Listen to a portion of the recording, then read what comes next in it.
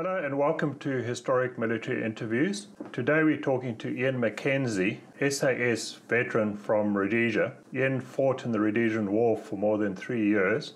He's written a fiction book called Clouds in the Wind, based off some of the experiences from the war. Ian, welcome to the show. Good to have you back on again. Hello, John. Nice to see you. How are you doing down there? Maybe to start off with, can you tell us a little bit about the four-man call signs and why you operated in those sort of size units?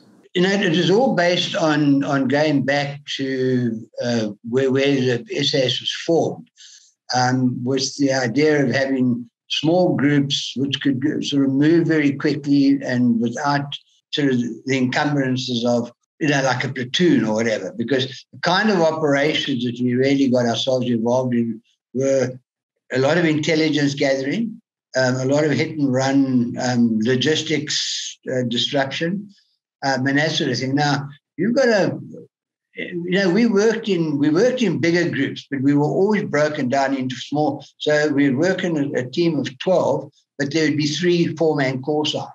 So we could actually split away and so on. Now, the reason we did that largely was because it's a lot easier for 4 guys to get lost in the bush than it is for a platoon.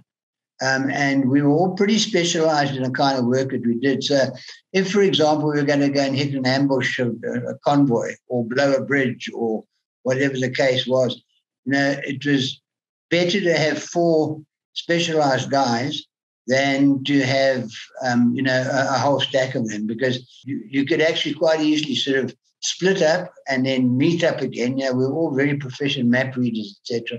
So, and it was far more difficult to chase us if we got into trouble. That was the one thing. The other thing was, moving in big groups with the kind of work we did was just simply not, it just wasn't practical.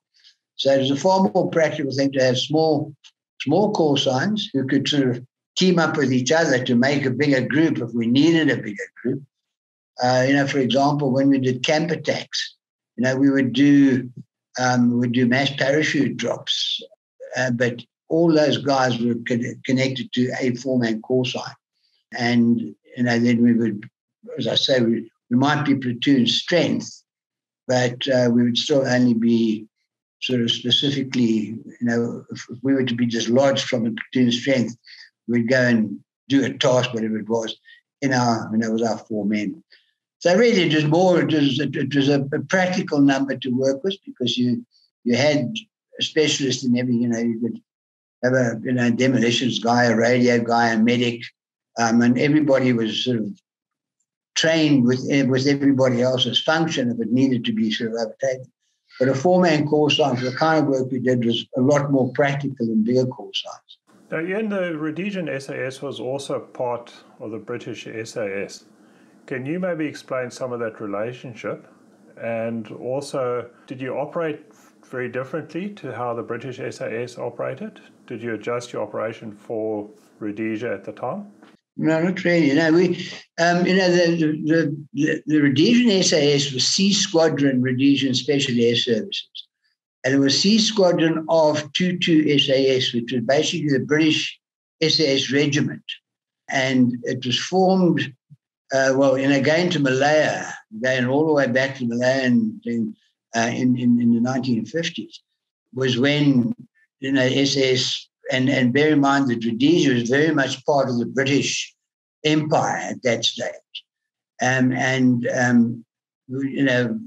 were lots of Rhodesians who fought for the British in the Second World War, and then Rhodesia was sort of called into other conflicts, and Malaysia was one of them. And the SAS that went to Malaya was part of the British SAS. And right up until UDI in 1965, SAS officers were trained by the SAS in the UK, by 22 SAS, which was the mother unit. It was only in 1978 that they finally said, listen, you must drop the C Squadron thing, because, we don't want you guys part of it. And it had nothing to do with the SAS. It had to do with government sort of politics and things like that. And we then called ourselves One Rhodesian Regiment, one Rhodesian Special, one regiment, Rhodesian Special Air Service. We weren't anywhere close to regimental strength, but the whole basis of the Rhodesian SAS was based on the British SAS. Our training was the same. Our modus operandi was the same. I think that when it came to things like jungle training, etc., obviously we got trained for the environment in which we were. The British SAS are required to operate in places all over the world wherever Britain has got a presence. So they get trained for snow combat, for example. I mean, I'm talking about the British SAS. They get trained in jungle warfare. They get trained in desert warfare. And so they have all that kind of training, which we didn't get. We were trained specifically for the environment in which we were going to be operating. We didn't need the additional sort of environmental type training, which the SAS in Britain have. But when you bring it down to basics, the kind of selection that we underwent, the basic training that we underwent, all that sort of thing was exactly the same as the British SAS.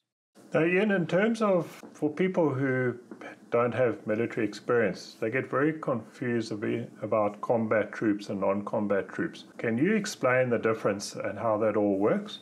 Yeah, John, for every man in the field, you need logistic backup. And I would say, on average, I suppose it depends on the kind of war you fight and the kind of manpower that's available.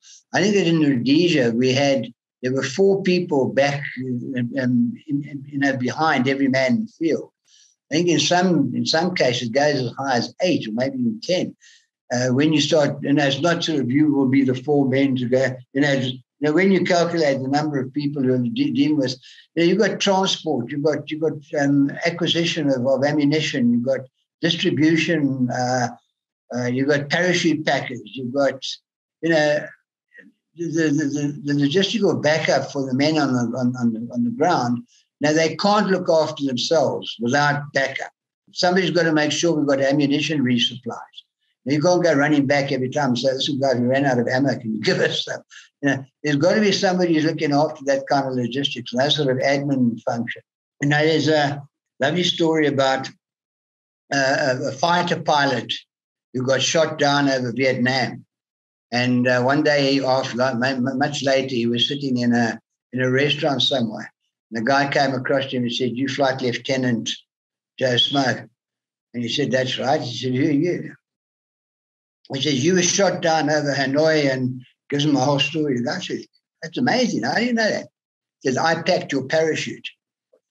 And that's, the sort of, who packed your parachute? And somebody is packing your parachute. And that's just an analogy.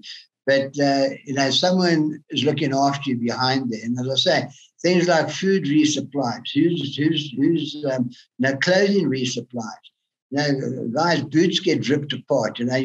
Somebody's on the radio at the back, and you say, we need this, we need that. And somebody's, you've got to have an organization behind the guys in the field who are actually sort of making it all happen. Because without your backup, those are the unsung heroes of any war, because they get feats of extreme bravery in the field. Without the people who are there to handle the logistics and the admin, etc., you're just not going to get anywhere, and your guys on the front line would be absolutely helpless. Now, Ian, you've been injured in combat, and in today's soldiers, you see them with the modern helmets, the body armor. How has that changed from the time when you operated, and what sort of impact has that had on the modern soldier? And John, bear in mind that it's 40 years ago and some change since I was in combat and in the military. But when we went, we never had things like body armor and cameras and helmets. Because the kind of work that we were doing and the kind of sort of environment that we were in, those things would have been terribly cumbersome. And the sort of heat and things like that we would have, if you're down the Zambezi Valley, for example, or in the middle of Mozambique, the temperatures get up there. And it was something which was never really thought until much later on in the war, because, towards the end, when, we were up against things like armor and artillery and things like that, where a lot of shrapnel was lying around, It was only in the last really sort of 6 months of the war that we started wearing helmets on operations. It wasn't up until then we wore caps and hats. A lot of operators, a lot of the other units walked around in shorts and T-shirts. We tended to sort of cover up because our camouflage was needed, sort of a white face and white arms and legs and things like that in the bush in Mozambique or somewhere like that. It just simply wasn't going to wash. And so we always wore full fatigues, sleeves rolled down, full on denims, etc. And we would blacken up and put hats on our heads. So that if you stood still in the bush, it would take somebody who really had sharp eyes to see you. Whereas, and then that was our own protection because, we, as I say, we were operating across border most of the time. We operated in Mozambique, in Zambia, Botswana, to a lesser extent in Tanzania. But we were always away out of Rhodesia. Whereas the guys like the Paltu guys and things like that who operated inside the borders of Rhodesia, they were walking around in shorts and T-shirts and feltskins. And that was their, these days, I think that there's a lot of stuff which, looking at the modern soldier, he's got the body armor, he's got the camera, he's got the helmet and all this sort of thing. It's all, I don't really make a lot of sense out of it. I suppose I can understand it to some degree, why they would want to sort of put all that kit on. And obviously body armor, you understand that. But I also think that body armor, although it's going to give you some protection, it's not going to stop a lot of, small arms, like, sort of pistols and handguns and things like that, an Uzi, which is a 9mm, or, sort of small submachine gun, which are subsonic weapons. The body armor would probably stop that kind of round. If you fire at somebody with an AR-15,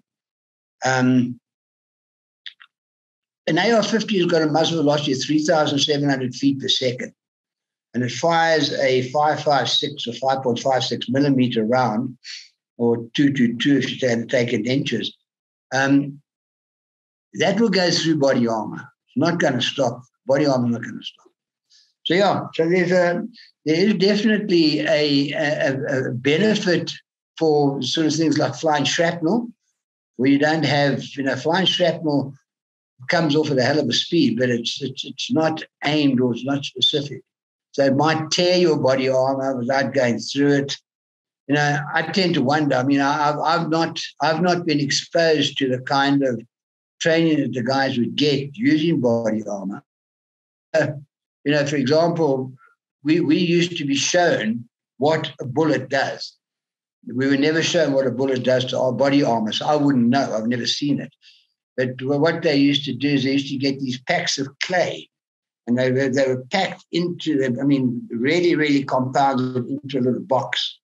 So it would give the consistency, or so they said, of human flesh. So you could actually get some indications to what a bullet was going to do if it hit you. And firing subsonic weapons, it just left a little hole. Very often it wouldn't even go through. And you'd fire an AK, for example, which has got a muzzle velocity of 2,300 feet a second. And it fires an intermediate round. That would basically knock a much bigger hole. The FN, which we sort of, I preferred an FN to an AK, but our guys used AKs and RPDs quite a lot.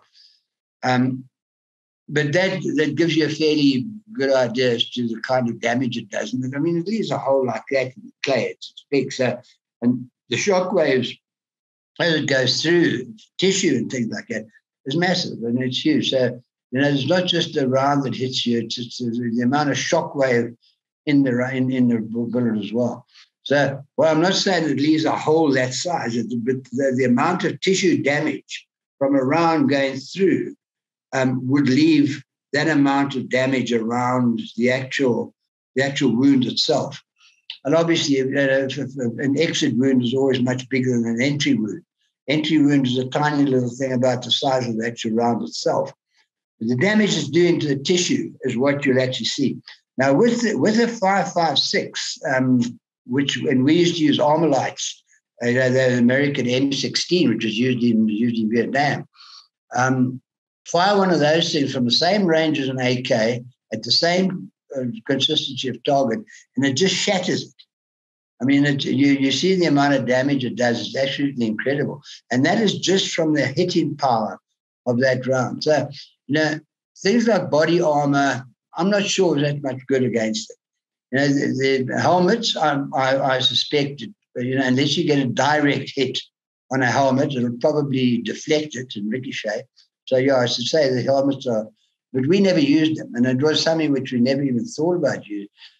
When we did practice, which is a bit of a joke really, was when we did practice parachute, you remember retraining or, we just go into a training jump or a series of training jumps, or when we were on free fall course, we used to wear helmets to jump. But we never wore helmets on ops. We'd come out the aircraft as, bareheaded. Just sort of stick your cap into your shirt and come out. When you come out, you put your cap on, and that was it. And we had these funny little, used to call them, and it was going to be a very, very rude word. They used to call them cunt caps, because that's what you looked like when you wore the thing.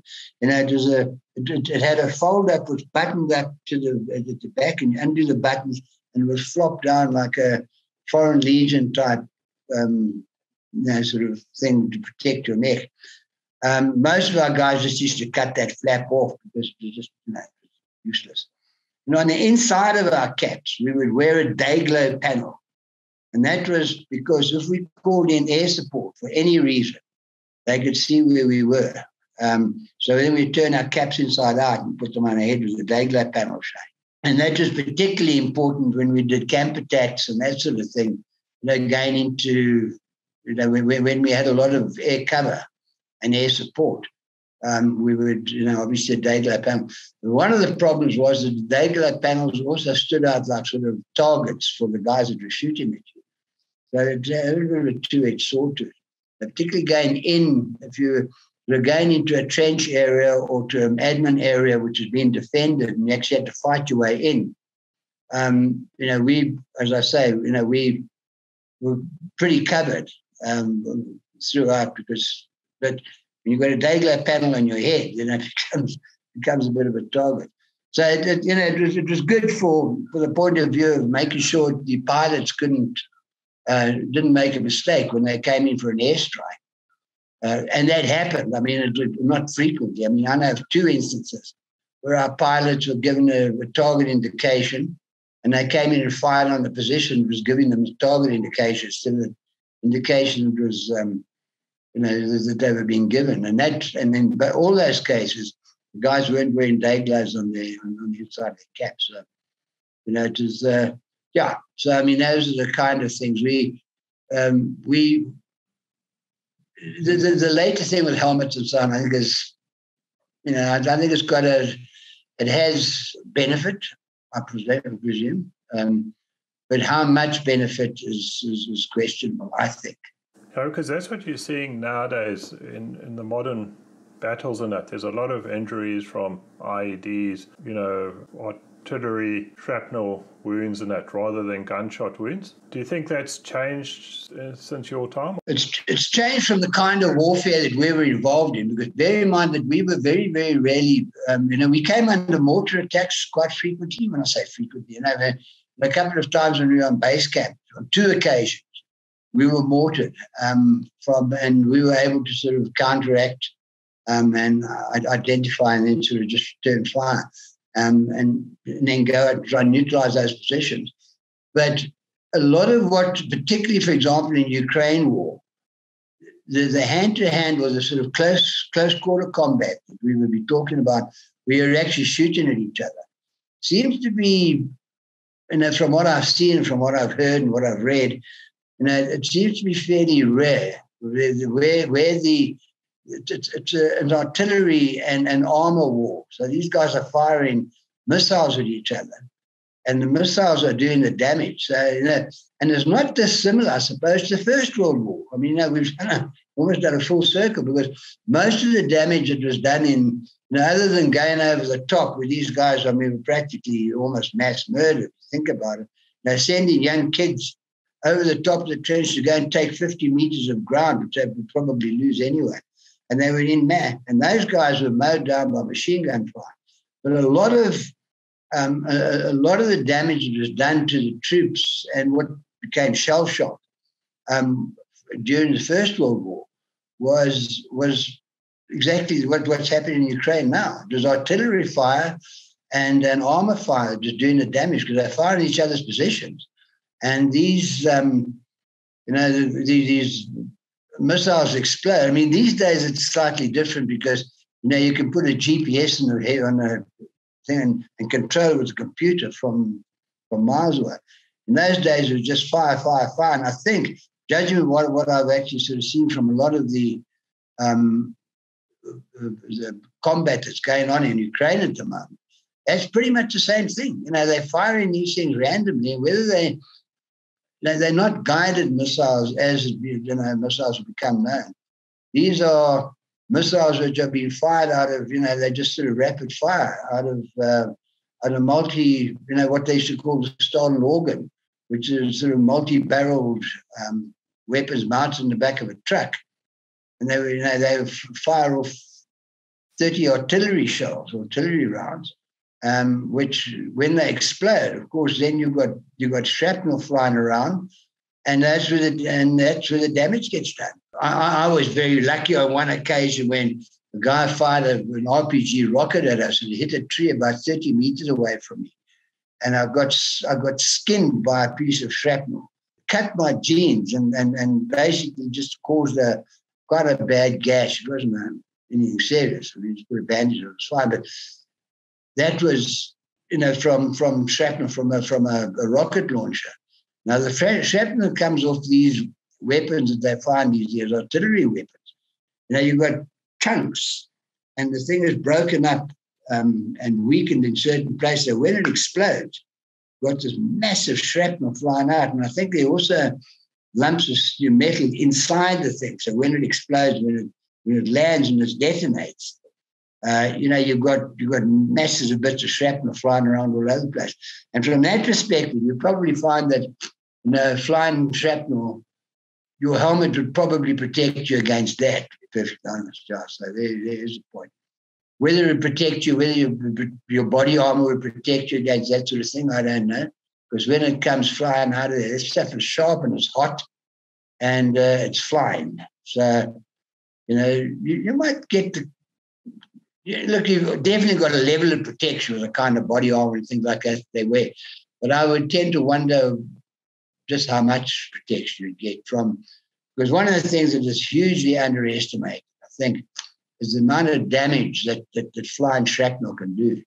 Now, Ian, in some of the videos that you're seeing from Ukraine and some of these areas, you see the guys, when they're firing their personal weapons, they're firing, huge volumes of rounds off at once.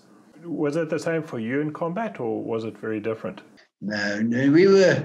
One of the things that Rhodesia had a problem with was supplies, because of sanctions and so on, and obviously with South Africa being our only real ally or our only supplier of weaponry, a lot of the stuff that was used in Rhodesia was actually made in Rhodesia, because they created their own industry there.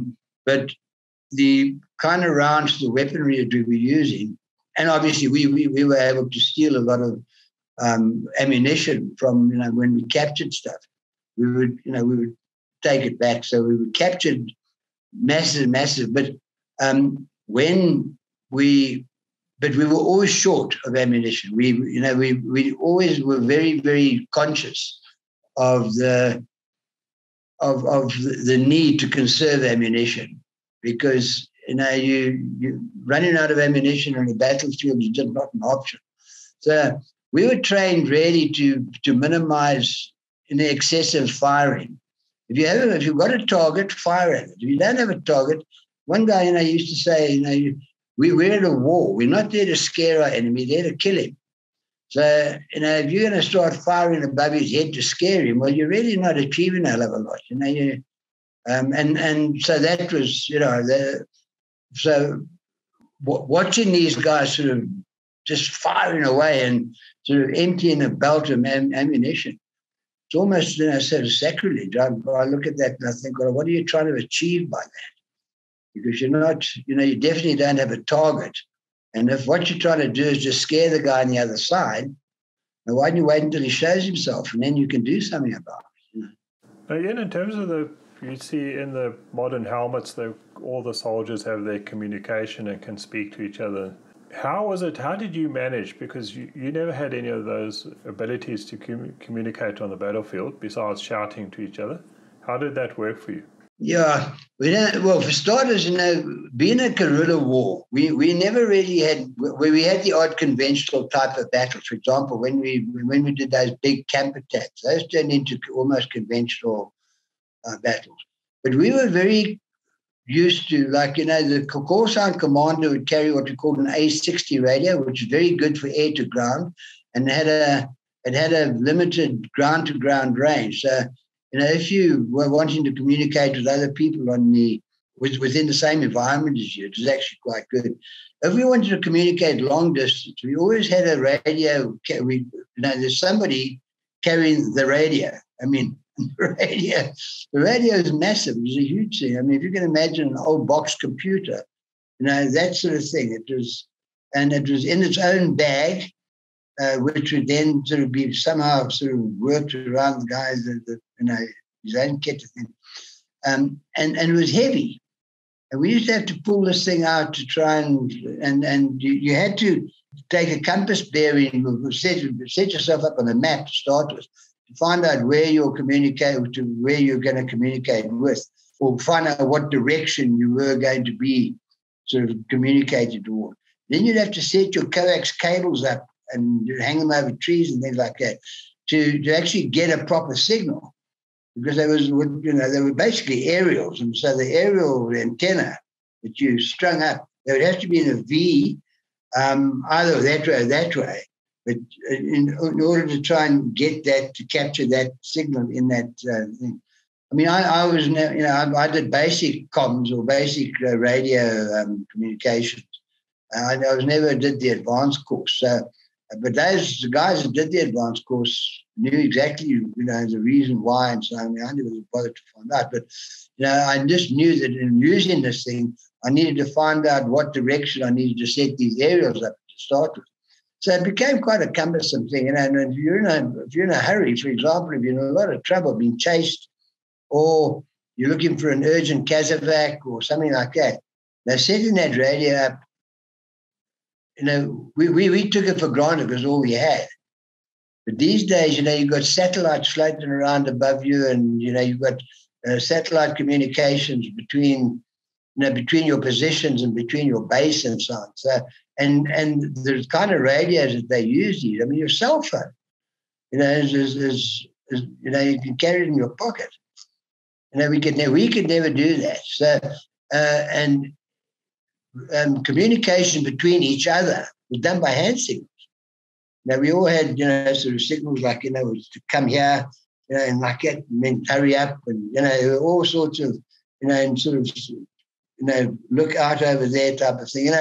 We had different types of hand signals that we would communicate with each other on the ground. And we were unable to talk. We spoke in whispers all the time anyway in the bush, because there's always a possibility of some bad guy being hanging around somewhere. But when you're in a situation which, for example, when you're creeping up on a camp or trying to do an internal camp operation, a close-in camp recce or something like that, we were very apt at being able to communicate with each other by hand signals. In sort of keeping in comms about, if you've got, I don't know, if you're trying to get somebody to move in on a target from a different angle, and there's a different call sign, and they a kilometer away, you could use, you'd probably use the A63, it had an antenna which rolled out, and it was fairly small. I mean, I suppose it was probably about, you think of an average hardcover novel, it was a bit bigger than that, and obviously quite a bit thicker, because it had all sorts of transistors and things like that inside it to make it work. And then, just a sort of a dial on top, so you could actually change channels and so on. But the communication that we had between each other was, as I say, hand signals.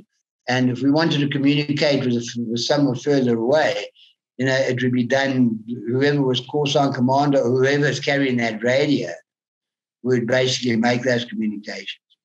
What they've got today is the communication, in fact, the whole communication, it's just come so far since those days. Just what we've got today was science fiction in the days that we were in. Somebody had told me 40 years ago that I'd be able to walk around with a cell phone in my pocket, and it was going to have a set of encyclopedias, a world map, a telephone, a calculator, a compass. You think about what your smartphone can do. Somebody had told me you'd be able to walk around with one of those things in your pocket when I was busy fighting a war. I would have told them not to change their dealer because they were smoking some really good shit. Yeah, exactly. Now, Ian, in terms of the other thing talking about in those days, because you never had drones, you never had night vision, or did you have any of those type of things to support you when you were in the field? No. That's all modern warfare, John. Drones and things like that have only really been available for the last 10 years or so, I suppose. They've been around for a bit longer than that, but their usage, particularly usage on the battlefield, it's very recent. We used to have what we call the FOO, or Forward Observation Officer, for mortars, for example. But it was just skill, observation skills. We wanted to go and find out what was happening over the hill. We'd send two guys to go and find out. We'd go and look and set ourselves up in a position with a pair of binoculars and then have a look, see what was going on. And then if we couldn't find anything, we'd go looking somewhere else. Nowadays, with the drones, it makes it so much. Look, it's a totally different ballgame. It's what we were able to accomplish with what we had was what was expected.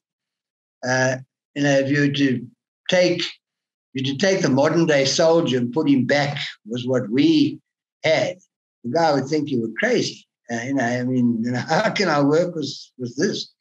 Whereas I suppose if you had to take somebody like myself and put them into a modern day operation, they'd say, listen, guys, this is far too complicated. So, you work with what you've got and obviously make the best, and you do what you can with what you have, and you're good at what you do. And it's the same as everything else, I suppose. If you look at the way commerce has changed, I always think of my father. He retired in 1983. He was a very senior guy in the Standard Bank. When he retired, he had never, ever used a computer. Everything that he ever did was on, was manual. It was registers and things. They used to get printouts because, computers in those days were things that took up, sort of 2.5 rooms. And then, all the data, and then they would send you a printout so you could actually have your reports and things like that. But, up until that point, he never ever used a computer, and he wouldn't even know how to turn this thing on. So that's going back, that's 40 years. So, the way things have advanced these days, if you're not completely computer literate by the time you stand at 5, then you're sort of behind things. As I say, I look at what goes on in Ukraine. I've taken a very keen interest in it because, obviously it has huge implications in so many different ways. And looking at the superfluous sort of element of the war, it just doesn't seem to be any real long-term purpose. But the effect that it's having worldwide, with grain shortages, cooking oil. I had no idea, before this whole thing started, just the extent to which we depend on that part of the world, Ukraine and parts of Russia, for our daily basics, things like, flour and bread and so on. 25, I think 25% of the world's wheat was coming from Ukraine. And when it was combined with Russia, 40% of the world was coming from Russia, of course, coming from that part of the world. So we're working on at the moment on 60% of what we need to feed ourselves. So from that perspective, the war has had an enormous effect. Fuel, and you just look at what's happening around the world, and this is something which also, war tends to, but people who aren't involved in it don't understand it. What has happened in Ukraine and the ripple effect of what has gone on, which has caused massive inflation, it's caused shortages of all sorts of things, foodstuffs as well as fuel. You've got a shortage of fuel. Everything is affected. We've become so dependent on it. And who knows? This might be something which will speed up the alternative energy sources. Who knows? But right at the moment, I just don't see any. I don't see any point in the war for starters. I don't know what Putin's long-term objective is there. What do you have to achieve? Because you're just going to take over rubble by the time he's finished. But the war itself, having the kind of effect that it is having internationally, is absolutely devastating. So, and how they're fighting it and what they're doing, the kind of missiles and weaponry and things like that they have, it all goes just a bit beyond I try and understand it. I can identify certain elements of what they're doing and sort of try and date it back. For example, we frequently came across Samora Michel's tanks in Mozambique. When we were operating in that area, particularly when we were sort of doing snoops around Frelimo positions and things like that, they used to defend their area with tanks. And they used to give Zanla backup with tanks as well. And we could take out a tank using an RPG-7, but it wasn't going to blow the tank up. All it would do is take the tracks off the tank. The track, would damage the tracks to the point where so they then have to bring somebody in to come and fix the tracks. And that would require bringing in logistics and bringing in backup teams and so on. So your mechanics could actually get in and put the tracks back on the tank. And that was the best we could do. The stuff that they've got these days, you fire, it just blows the tank to bits. So it's it's a very different set of circumstances, a very different war. It's a very differently equipped war. And bear in mind also, this is very conventional. It's going to turn into guerrilla war because, the more advances that are made, and at this moment it seems like a bit of a stalemate, but there's no doubt that Russia is going to eventually overwhelm them because they just can't, unless it's not getting to that sort of side of it. But the point is that sooner or later, you're going to find that you're going to get guerrilla forces or special forces like the SAS, not necessarily, but the equivalent of in Ukraine, going behind the scenes and blowing up ammo dumps and logistic supply routes and that sort of thing. It's going to happen. So, it's a sort of a conventional war at the moment, but it's going to definitely. If they're going to make any headway at all, they're going to have to change their tactics and change it to where because not having the amount of air support they need either is another thing. The amount of air support that Ukraine's got, from what I understand, and I might be wrong, is not sufficient to be effective. So you've got the situation like 40-kilometer convoys who are stationary and nobody taking them out. There you'd need special force troops to go in with explosives and lay the explosives and get the hell out of there, and then let them blow themselves up when they, either on a time device or alternatively as a booby trap. So when somebody tries to open the door to his truck the next morning, it blows the truck at him and everybody close to him up, that kind of thing. So whether they've got those kind of forces, those ground forces who can go in and do those kind of things, I don't know. But yeah, look, it's as I say, looking at what we had, the kind of war that we fought, being a guerrilla war and the conventional war, when you've got two clearly identifiable sides sort of shooting at each other. They're two different sort of aspects of war, really.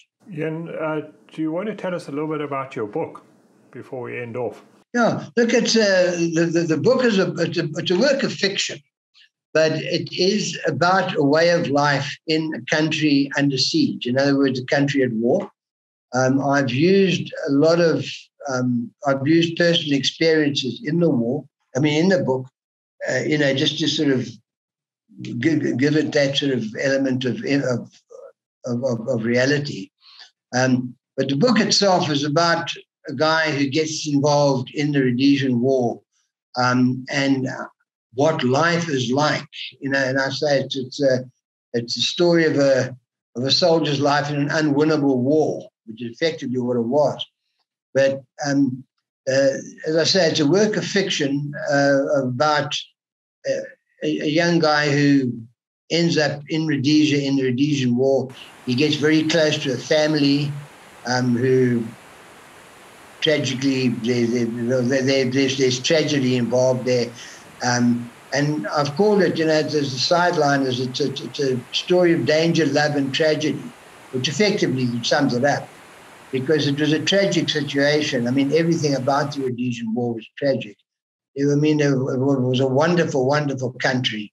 And what I've tried to do is basically give the reader a sense of what it was like living in Rhodesia under the conditions of war, how a soldier's life was affected by it, and how people at home, or people who were in the cities, because I've said it before that the cities in Rhodesia were affected by the war, but they were affected in a way that everybody was in one way or another involved, because even your bank clerks, they were going to work for 6 weeks and then going into the bush for 6 weeks, and it was almost like rotation. So it was a continuous call-up. And so you had your civilians who were keeping the wheels of industry flowing, but at the same time adding to the war effort. So you had this rotation of soldiers coming in and out of the army all the time. That was your civilian side. The women who were not ever called up, although they were women in the forces, but they were keeping the home fires burning, sort of thing. So they'd be in offices, and your nurses, your teachers, they kept things going. Although there were a couple of incidents of direct attacks in Salisbury. There was one where they put a bomb in Woolworths and it killed 11 people on a Saturday morning. There was another one when they chucked a hand grenade into a restaurant, and that caused casualties. And then another one where they hit the Salisbury fuel depot. So from that perspective, it did come into the cities, but there was never a situation where people had to be escorted to work. People lived in their homes and they drove to and from work. There was, if you lived in the city, you would never really understand on a day-to-day basis. You'd never believe that there's a massive, really bloody war going on, sort of just a little bit outside the city sort of limits, so to speak. So it was a way of life which was, it's almost indescribable, John, because Rhodesians had such a huge spirit. There's a spirit of what can I say? It's something which is incredible optimism. That country was built from absolute wilderness, from nothing to the breadbasket of Africa in the space of about 70 years. And the willingness to work and the work ethic and the pride and so on. In fact, I think you could probably, if you have a look at the people of Ukraine today, although they've got far worse problems than Rhodesians ever had, the people of Ukraine have got the same sense of pride and determination as the people of Rhodesia did.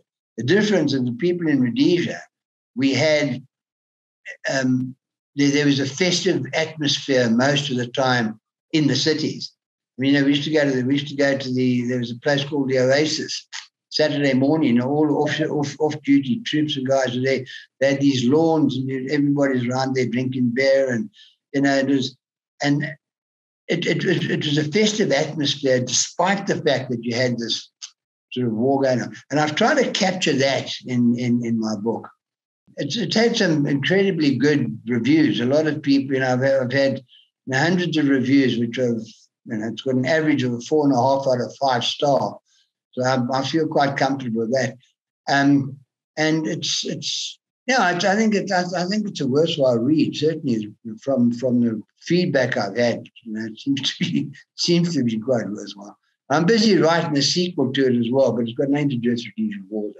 So Ian, thanks very much for joining us today and sharing some of your experiences. And it's really fascinating for me to understand a little bit more about how you operated in that. So thanks for making time to chat today. No, nice to see you, John. And thanks very much for giving me the opportunity. I appreciate it.